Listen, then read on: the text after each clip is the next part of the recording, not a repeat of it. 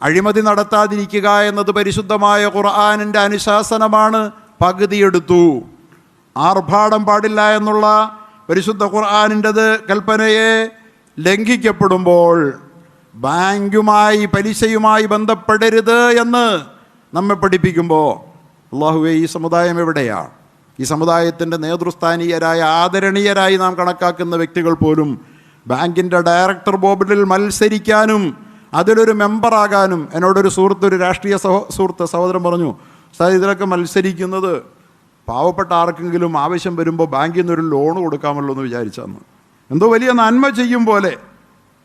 ഇവിടെ കേരളത്തിലെ ബഹുമാന്യനായ നമ്മളൊക്കെ ആദരിക്കുന്ന മുൻ മന്ത്രി, അദ്ദേഹത്തിൻ്റെ അനുഭവം കണ്ടു.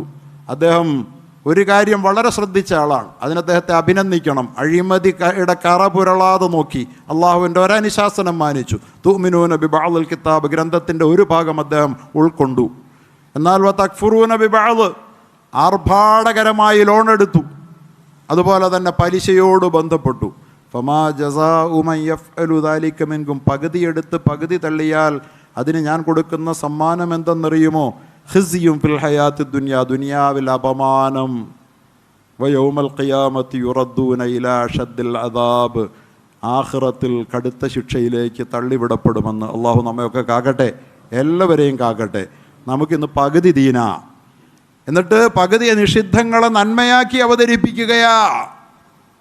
ഇസ്ലാമിക സമൂഹത്തിൻ്റെ നേതൃസ്ഥാനത്ത് നിൽക്കുന്നവർ പോലും ഹറാമാക്കിയത് നന്മയാക്കപ്പെടുകയാ. ഈ ഉമ്മത്ത് എങ്ങനെയാണ് ഗുണമാവുക?